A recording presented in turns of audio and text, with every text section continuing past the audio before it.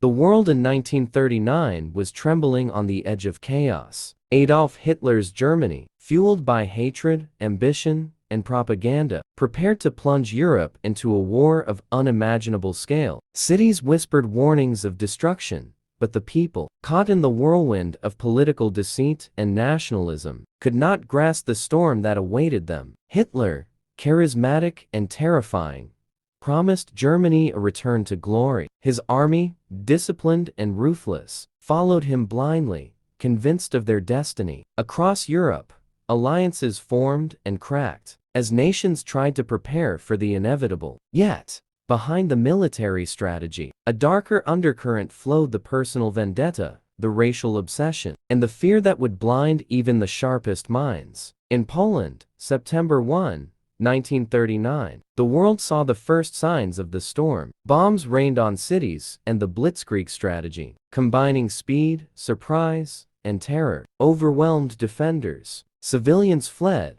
soldiers fought desperately, and the illusion of control shattered. In those days, fear was the weapon as much as any gun. Meanwhile, Stalin observed from the east, calculating, patient, yet equally ruthless. Hitler underestimated the Russian bear. The ideology of conquest blinded him to the reality of logistics, the harshness of winters, and the resolve of an entire nation prepared to fight for survival. But the war was not only fought on fields or in cities. It was a battle of hearts and minds. Propaganda spread like wildfire. Radios, posters, and newspapers molded perception, twisted facts, and stoked hatred. In every home, the stories of victory and villainy shaped how individuals perceived the enemy, the ally, and even their own leaders. By 1940, Hitler's conquests had shocked the world. France fell, Denmark and Norway succumbed, and the British Isles faced the threat of invasion. Yet,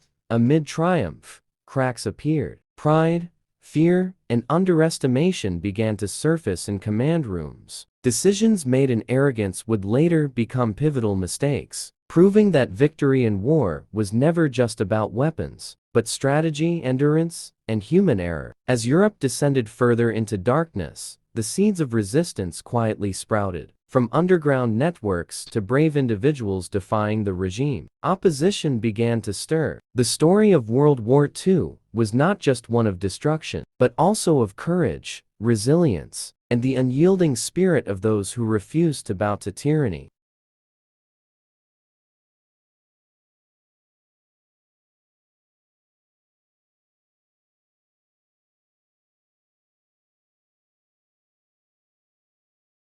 By the spring of 1940, Hitler's war machine seemed unstoppable. German tanks, sleek, deadly, and precise, rolled across Europe like thunder. The Blitzkrieg, lightning war, was not just a tactic, it was a statement of dominance. France, once a symbol of European power, fell in just 6 weeks. Paris, beautiful, ancient, proud, now were the boots of Nazi soldiers. Across the English Channel, Britain stood alone. The Luftwaffe prepared to crush the Royal Air Force and open the skies for invasion. The Battle of Britain became the next great test, a clash not just of planes, but of willpower. British pilots, outnumbered yet unbroken, soared into the clouds, fighting not only for their homeland, but for the very idea of freedom. Winston Churchill, the defiant British Prime Minister, gave the people courage when hope seemed lost. His voice, deep and resolute, echoed through radios across the country. "We shall fight on the beaches. We shall never surrender." Those words became the heartbeat of resistance. Night after night, bombs fell over London. The Blitz turned streets into firestorms. Families huddled in underground shelters as buildings crumbled above them. The smell of smoke, the roar of collapsing walls, and the distant wail of sirens became part of daily life. Yet amid the devastation, the British spirit refused to die. Meanwhile, Hitler's gaze shifted eastward. His obsession with Lebensraum, living space, pushed him toward the vast lands of the Soviet Union. Advisors warned him that fighting Russia could mean disaster, especially while Britain still resisted. But Hitler, driven by ideology rather than strategy, dismissed caution. He saw the Slavic people as inferior and believed the Soviet Union would collapse in months. Behind the Nazi lines, a darker machine operated. The SS, the Gestapo, and the concentration camps began their horrifying work. Jews, political dissidents, and innocent civilians were rounded up, imprisoned, or executed. What started as political war was turning into a war against humanity itself. But for all his power, Hitler's confidence was becoming his greatest weakness. Surrounded by loyalists and blinded by propaganda, he failed to see how the world was changing. Across the Atlantic, the United States, though not yet directly involved, began preparing. Supplies, weapons, and hope crossed the ocean to Britain through the Lend-Lease program. Europe was burning, but resistance was alive. The fight for freedom was no longer confined to borders. It had become a global struggle. The next phase of the war would test every nation's courage and reveal just how fragile Hitler's empire truly was. June 22, 1941, dawn broke over the Eastern Front, and with it came the largest invasion in human history. More than 3 million German soldiers crossed into the Soviet Union. Tanks thundered across vast plains, planes darkened the skies, and artillery shook the earth. Operation Barbarossa had begun Hitler's most ambitious and catastrophic gamble. At first, it seemed unstoppable. Soviet defenses collapsed under the speed and precision of the German assault. Cities like Minsk and Smolensk fell one after another. German officers celebrated, convinced that the Soviet Union would crumble within weeks. But beneath that confidence lay a fatal arrogance. Hitler underestimated not just the Red Army, but the soul of the Russian people. Stalin, though caught off guard, swiftly reorganized his forces. He called upon his nation with a message that ignited a fire in every heart. Not one step back. From farmers to factory workers, millions took up arms. Even women and children contributed, building defenses, producing weapons, or serving as nurses near the front lines. By autumn, German troops reached the gates of Moscow. Victory seemed within reach. Yet the skies turned gray, the rains came, and the roads turned into rivers of mud. Tanks sank, supply trucks stalled, and soldiers marched through freezing rain. Then came the Russian winter, a brutal, merciless force that no army could tame. Temperatures dropped to -40°C. German soldiers, unprepared and underdressed, froze in trenches. Their engines wouldn't start, their weapons jammed, and their morale shattered. The Soviet counterattack struck like a hammer. Thousands of German troops were captured or killed. For the first time, the myth of Nazi invincibility broke. In Moscow, Stalin watched the tide turn. His once frightened army now fought with vengeance. The Red Army pushed the Germans back, inch by inch, through blood and snow. The Soviet resistance became a symbol of human endurance, the will to survive when all hope seems lost. Back in Berlin, Hitler raged. He blamed his generals, refused to retreat, and ordered his men to hold positions at all costs. The war that had once been swift and glorious had turned into a slow, grinding nightmare. The Eastern Front became a graveyard for millions. Operation Barbarossa was no longer just a military campaign. It was a disaster born of hatred and hubris. And in its frozen aftermath, the world began to realize the tide of war was turning against Germany. By late 1941, the war was no longer Europe's burden, it had become a global inferno. While Hitler battled Stalin in the frozen East, far across the Pacific, another empire was preparing to strike, Imperial Japan. Driven by ambition and desperation for resources, Japan sought dominance over Asia and the Pacific. It had already invaded China and Southeast Asia, leaving behind cities in ruins and countless innocent lives lost. Yet the United States, watching from afar, imposed sanctions and cut off vital oil supplies. To Japan, this was an act of war. And so, in the early hours of December 7, 1941, the calm waters of Pearl Harbor erupted in flames. Japanese aircraft, painted with the rising sun, screamed down upon the U.S. Pacific Fleet anchored in Hawaii. Bombs fell, torpedoes struck, and fire consumed battleships. In just 2 hours, over 2,400 Americans were dead. The world changed in a single morning. The sleeping giant, the United States, had awoken. President Franklin D. Roosevelt stood before Congress and declared it, a date which will live in infamy, The next day, America entered the war, and with that, World War II truly became World War. From Europe to Africa, from the Atlantic to the Pacific, every continent now burned with conflict. Japan swept through Asia, capturing the Philippines, Malaya, and Singapore. British and American forces scrambled to respond. For the first time, the Allies Britain, the Soviet Union, and the United States formed an uneasy but powerful alliance united by one purpose: to crush fascism. Hitler, drunk on arrogance, declared war on the United States, believing it would fall as easily as France. But this decision would seal his fate. America's industrial power, unmatched in history, began to roar to life. Factories ran day and night, producing tanks, planes, and ammunition at a scale Germany could only dream of. Meanwhile, in the Pacific, Japan's early victories began to cost it dearly. Its expansion stretched too far, too fast. The United States, wounded but determined, prepared for payback. Every soldier, every ship, every bullet now carried a message: vengeance for Pearl Harbor. The world stood divided, Axis versus Allies, freedom versus tyranny. The conflict had reached a point of no return, and though darkness seemed to dominate every horizon, whispers of hope still echoed from the streets of London to the snows of Russia, from the jungles of Burma to the deserts of North Africa. The tide of war was beginning to shift. The price of empire would soon be paid in blood.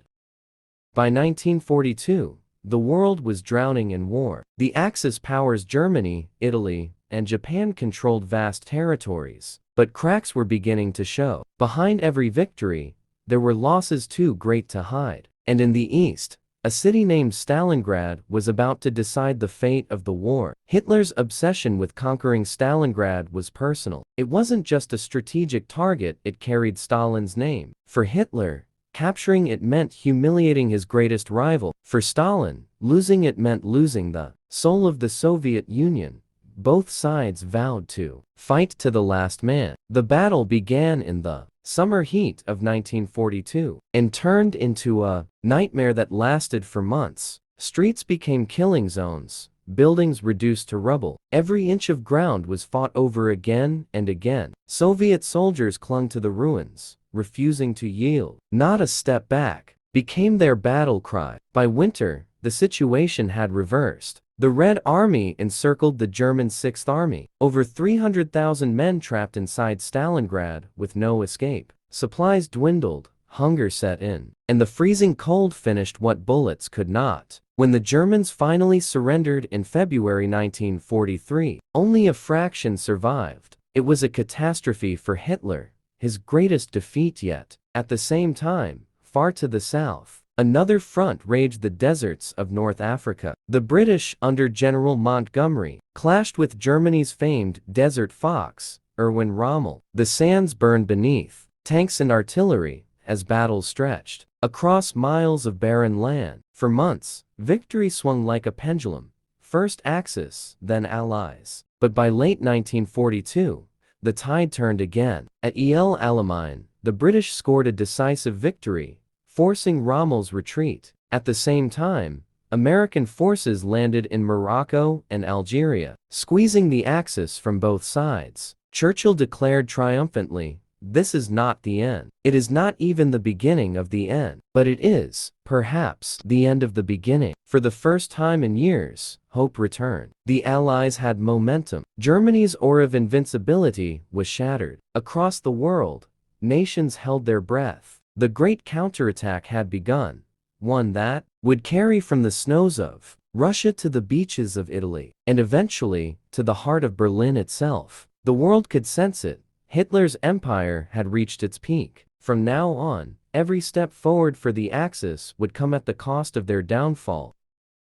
By 1943, the tide of war had unmistakably turned. The Axis powers were no longer advancing, they were retreating. From the deserts of Africa to the frozen ruins of Stalingrad, defeat shadowed every step of Hitler's armies. The Allies now looked south, to the soft underbelly of Europe, Italy. In July 1943, Allied forces stormed the island of Sicily. The landings were massive, ships lined the horizon, aircraft filled the sky, and thousands of soldiers charged ashore. The Italian army, exhausted and disillusioned, barely resisted. Within weeks, Mussolini's fascist regime crumbled. The once mighty dictator was arrested by his own countrymen. Italy, the birthplace of fascism, had fallen. But the fight was far from over. Hitler, furious and betrayed, sent German troops to occupy Italy. The beautiful cities of Rome, Florence, and Naples became battlefields. From the beaches of Salerno to the mountains of Monte Cassino, the Allies pushed north inch by inch, facing fierce resistance and deadly terrain. Meanwhile,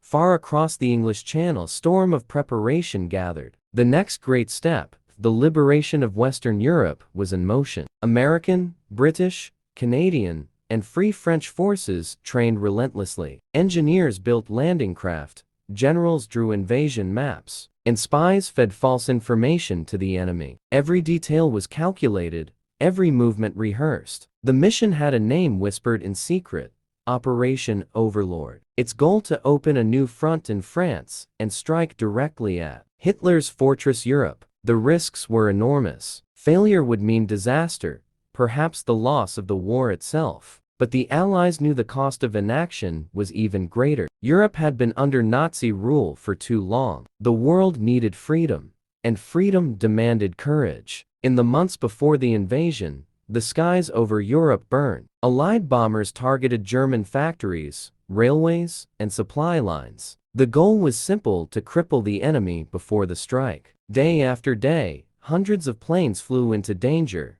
and thousands never returned. In London, generals studied the tides of Normandy. Soldiers wrote letters home, knowing many would never see home again. Across the Atlantic, factories roared with purpose. This was no longer a war for survival, it was a war for liberation. As the spring of 1944 dawned, the world waited for the storm to break, a storm that would change history forever.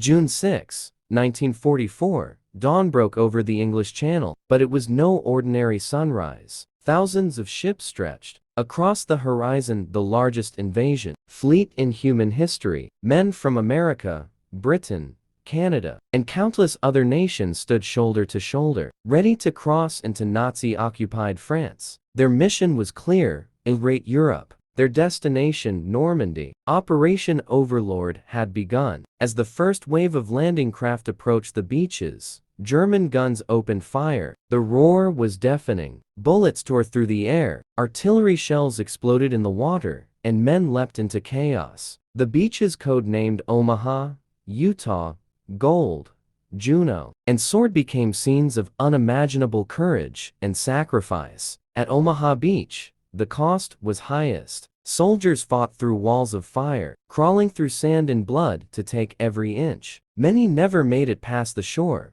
but those who did changed the course of history. From the skies, paratroopers dropped behind enemy lines under cover of darkness. They landed scattered, disoriented, but determined. Some fought entire German platoons alone until reinforcements arrived. Across hedgerows and villages, ordinary men became legends. By nightfall, the Allies had secured their foothold in Normandy. It was only a small section of France, but it was the beginning of the end for Hitler's empire. Behind enemy lines, the French resistance rose, cutting German supply lines and spreading chaos. Farmers, students, and soldiers united in one cry: Libert! Hitler, upon hearing the news, erupted in fury. He refused to believe this was the real invasion, convinced it was a distraction. His hesitation cost him precious time the Allies used to push inland and expand their control. Within weeks, hundreds of thousands of troops poured into France. The roads filled with tanks, jeeps, and determination. Cities like Caen and Cherbourg fell. The Germans were forced into retreat. For the men who fought there, D-Day was more than a battle. It was a test of humanity's will to fight for freedom. Behind every soldier was a family, a home, and a dream of peace. The cost was staggering: over 10,000 Allied casualties on that single day. But their sacrifice opened the door to victory. As the sun set over the blood-stained sands of Normandy, the world knew that tyranny had finally begun to crumble. The path to Berlin had been opened, and nothing could stop it now. By the end of 1944, the walls were closing in on Hitler's empire. The Allies had liberated France and were advancing toward Germany from the west. From the east, the Red Army was thundering across Eastern Europe with unstoppable force. Yet, in his underground bunker in Berlin, Hitler still believed victory was possible. In December 1944, he launched one final, desperate counterattack, the Battle of the Bulge. In the snow-covered forests of Belgium, German tanks smashed into Allied lines, catching them off guard. For a brief moment, it seemed the old fire had returned. American troops were surrounded in the town of Bastogne, freezing, outnumbered, but unbroken. When the Germans demanded their surrender, the American commander's reply became legendary: one word: nuts. The Allies held firm. The counterattack failed. Germany had exhausted its last reserves of strength. Its soldiers were dying, its cities were burning, and its people were starving. Allied bombers reduced industrial centers to rubble. The once mighty Luftwaffe could barely defend its skies. In the east, Stalin's army crossed the Vistula River and drove relentlessly toward Berlin. The Soviets avenged the suffering of millions. Every village, every ruin fueled their rage. As they closed in, the Nazi regime's cruelty reached new extremes. Concentration camps were discovered, revealing horrors beyond imagination: piles of bodies, survivors barely alive, eyes hollow with pain. The world finally saw the true face of Hitler's war. By April 1945, the Third Reich was collapsing. Hitler, trapped in his bunker beneath Berlin, issued impossible orders to divisions that no longer existed. Outside, the sound of artillery thundered closer each day. The city above was a wasteland: smoke, fire, and ruin. On April 3, 1945, Adolf Hitler took his own life. His empire died with him. Berlin fell within days. The swastika that had once loomed over Europe was torn down, replaced by the red flag of the Soviet Union. In the west, Allied forces pushed deep into Germany, meeting the Soviets at the River Elbe. Soldiers from two great armies, once strangers, now brothers in victory, shook hands amid the ruins of the continent. The war in Europe was finally over, but celebration came with sorrow. Tens of millions were dead, cities lay in ashes, families were gone forever. The victory was real, but so was the cost. Humanity had won, yet it would never be the same again.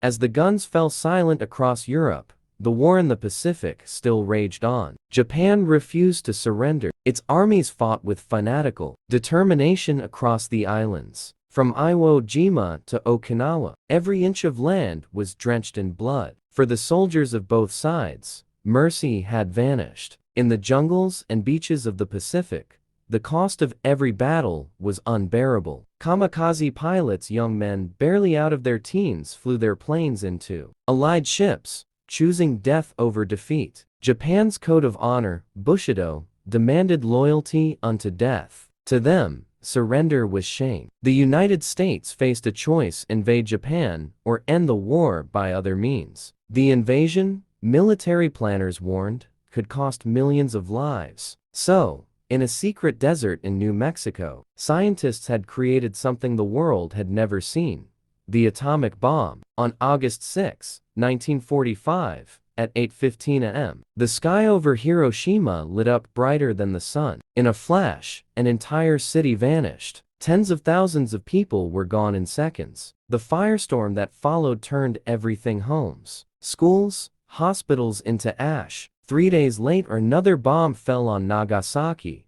and the nightmare repeated itself. The world entered the atomic age, an age of both terror and power. Japan's emperor, Hirohito, broken and defeated, addressed his people in a trembling voice. For the first time in history, the Japanese nation heard their emperor speak. He said, "We must endure the unendurable."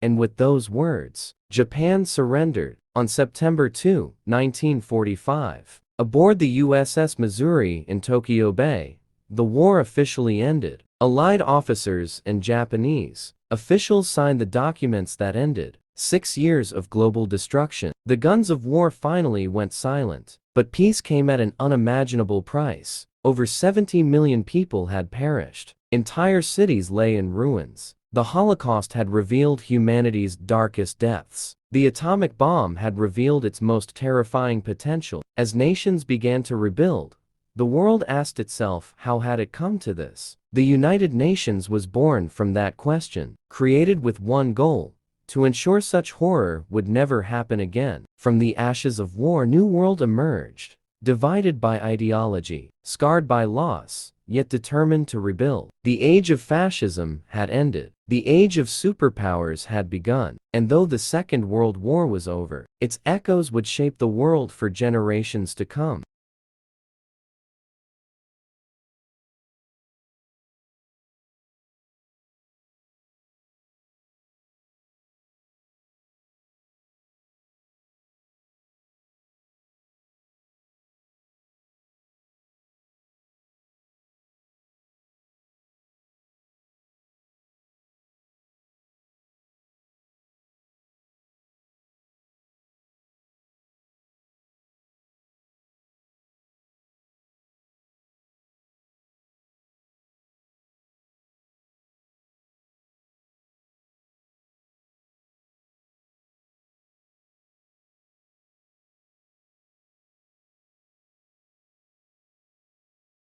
The war was over, but peace did not come easily. The world stood among ruins, cities turned to dust, families torn apart, and nations scarred forever. From Berlin to Warsaw, from Tokyo to London, humanity faced a single question: how do you rebuild after destroying everything? Millions of refugees wandered through the wreckage. Children searched for parents who would never return. Soldiers came home to empty houses. Europe was a graveyard of memories, where silence spoke louder than any gunfire. But from the darkness, small sparks of hope began to glow. In Germany, the Nuremberg trials began, a moment when justice finally stood against tyranny. For the first time, leaders were held accountable for crimes against humanity. The world listened as evidence of genocide, mass murder, and unthinkable cruelty was revealed. The words, "never again," became a moral promise, a vow to future generations. In the ashes of war, new alliances were born. The United Nations was established not as a weapon, but as a bridge between nations. Its goal was simple, yet powerful: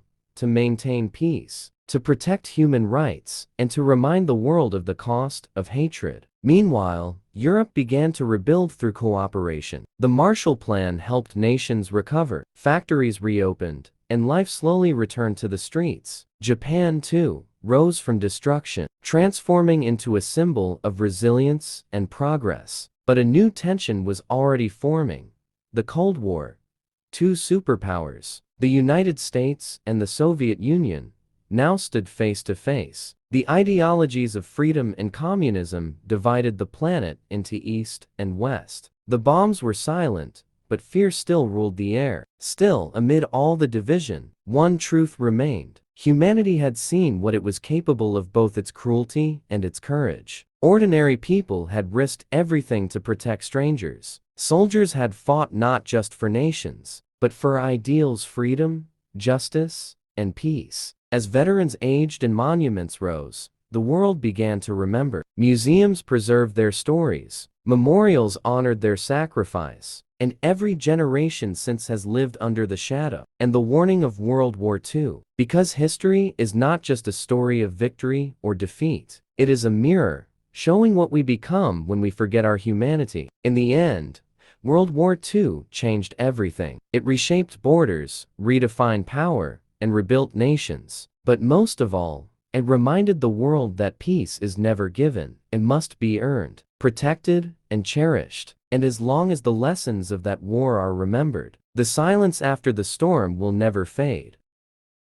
The guns of World War II had fallen silent, but peace was an illusion. Behind the celebrations, a new tension began to rise. The world that had fought together against Hitler was now divided by mistrust. On one side stood the United States, the beacon of democracy and capitalism. On the other stood the Soviet Union, championing communism and control. The allies of yesterday became rivals of tomorrow. The world had escaped one nightmare only to walk into another. Across Europe, an invisible wall began to rise. In 1946, Winston Churchill warned the world, An iron curtain has descended across the continent.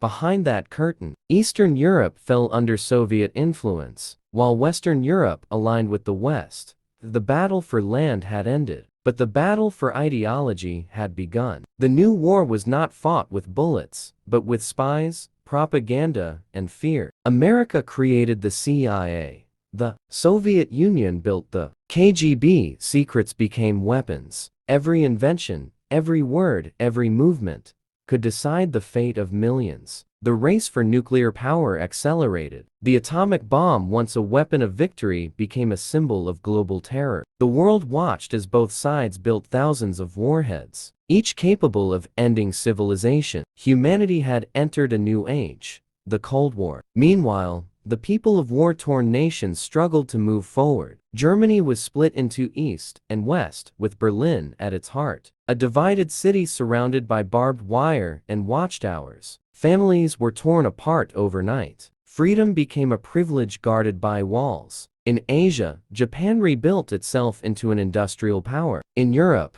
nations joined hands to form new unions, planting the seeds of what would become the European Union. But beneath progress, fear lingered. The question on every lip was the same: would there be another war? In the skies, the arms race reached for the stars. Satellites, rockets, and space programs became symbols of pride and dominance. The world's eyes turned upward, yet its heart remained trapped in paranoia. And through it all, the survivors of World War II carried their memories of fire, loss, and endurance. They knew what war truly meant, and they prayed that their children would never see it again. The Cold War would last for nearly half a century, but its roots were born in the ashes of 1945. Proof that even when peace is signed, the battle for the soul of humanity never ends.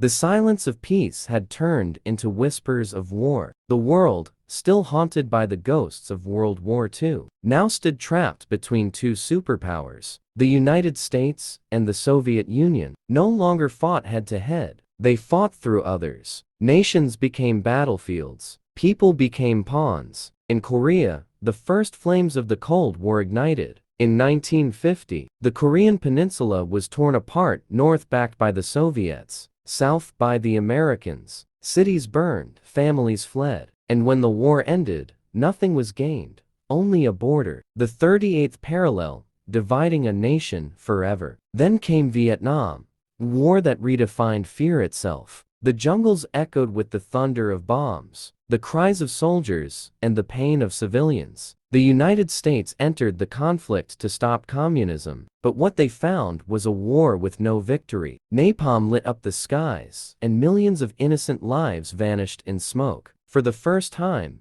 television brought the horror of war into every home. The world watched and questioned everything. Across continents, the struggle continued. In Cuba, the world came closer to nuclear war than ever before. In 1962, during the Cuban Missile Crisis, the planet held its breath. One wrong decision could have ended civilization in minutes, but diplomacy and fear pulled humanity back from the edge. In the deserts of the Middle East and the mountains of Afghanistan, new wars began, fought in the shadows of ideology. The Soviets invaded Afghanistan in 1979, believing they could control it. But the land of warriors taught them the same lesson it had taught every empire before. No one conquers Afghanistan. Meanwhile, Africa and Latin America burned with revolutions and coups, each side arming, funding, and manipulating nations for influence. Freedom became a currency traded by powerful hands. And through it all, ordinary people paid the price. Farmers, students, Workers, they were the ones who bled for the ambitions of leaders oceans away. The world had changed since 1945, but the pattern remained the same. Power demanded sacrifice, and peace remained out of reach. The empires of old were gone, the British, the French, the Japanese, but in their place rose ideological empires, democracy and communism, each claiming to be the savior of mankind. By the 1980s, the Cold War had stretched across every border, every ocean, and every sky. The question was no longer who would win, but whether humanity could survive itself. By the late 1980s, the world was tired of fear, tired of lies, tired of walls. For nearly half a century, the Cold War had divided humanity east against west, freedom against control, hope against paranoia. But history has a way of breaking even the strongest walls. In the heart of Europe stood Berlin, a city cut in half since 1961, one side bright with neon lights, the other trapped in gray silence. For decades, families were separated, friends divided, and escape meant death. But in 1989, something powerful happened. The people refused to be silent any longer. Across Eastern Europe, protests began to rise. In Poland, workers led by Lech Wałęsa demanded freedom. In Hungary, borders were open. In Czechoslovakia, crowds filled the streets, chanting for change. And in Berlin, thousands gathered by the wall shouting, crying, singing. Then, on November 9, 1989, a guard made a mistake, or perhaps a miracle. The gates opened. The people surged forward. Hammers and hands tore down the concrete that had divided them for a generation. Families embraced, strangers wept, and the world watched as the Berlin Wall, the symbol of Cold War division, finally fell. The dominoes continued to fall. In 1991, the Soviet Union collapsed under its own weight, crushed by economic failure, rebellion, and the will of the people. Mikhail Gorbachev's policies of glasnost openness and perestroika reform had tried to save the system, but instead, they set it free. 15 republics broke away. The red flag that had flown over Moscow for 70 years was lowered for the last time. The Cold War was over. The world stood in awe. No armies, no nuclear blasts, just words, courage, and belief. The United States emerged as the only superpower. For a brief moment, the world imagined peace, a new world order built not on fear, but on cooperation. Nations, once enemies,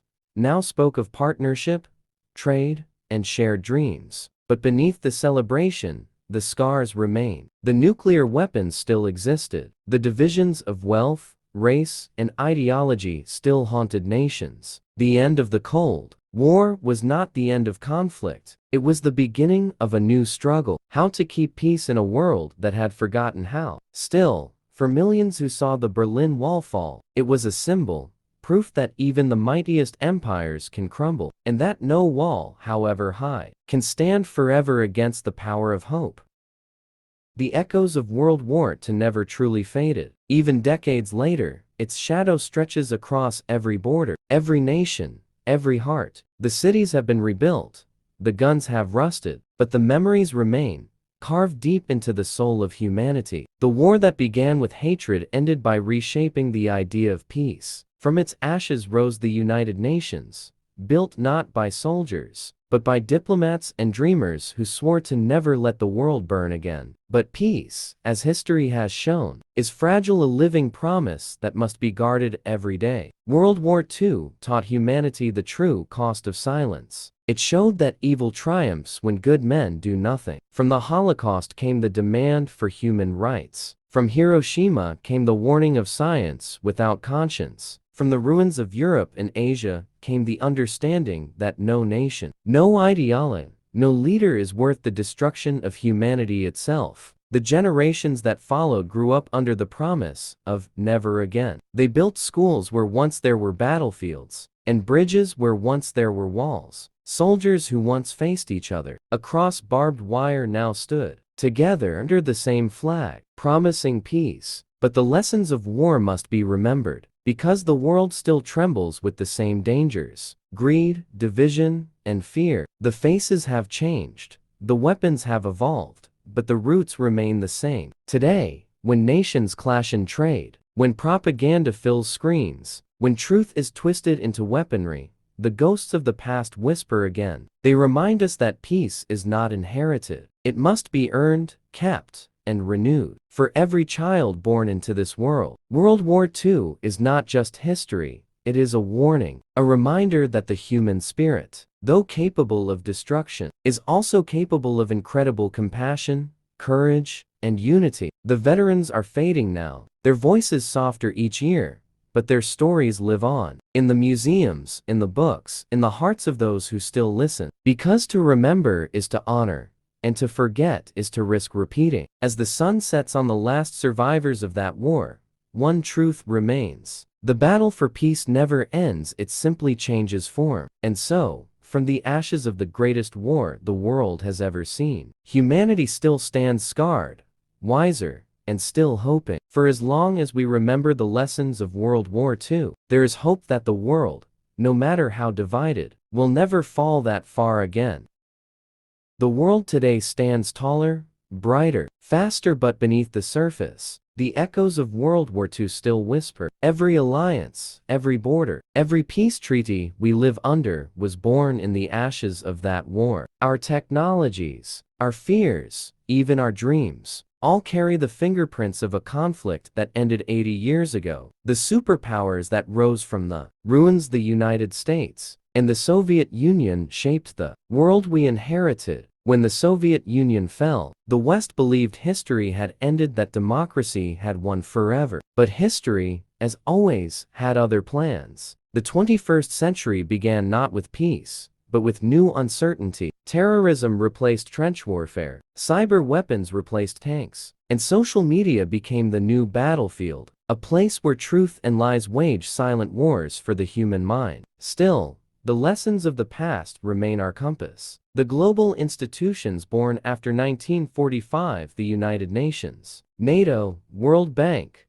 and European Union, continue to protect fragile peace. Yet they too are being tested by division, nationalism, and greed. The same forces that once led the world into darkness are rising again: intolerance, misinformation, and fear of the other. But there is hope. From classrooms to parliaments, new generations are remembering what their ancestors fought for. The museums of Auschwitz, the beaches of Normandy, the memorials of Hiroshima, they stand not just as reminders of pain, but as promises to never repeat it. The soldiers of World War II are almost gone now, their medals fading, their voices trembling. Yet, the stories they carried have not died. They live in us, in every peacekeeper, every teacher, every artist who believes that compassion is stronger than hate. Technology, born out of war, now holds the power to unite rather than destroy. The same innovation that once split the atom now cures disease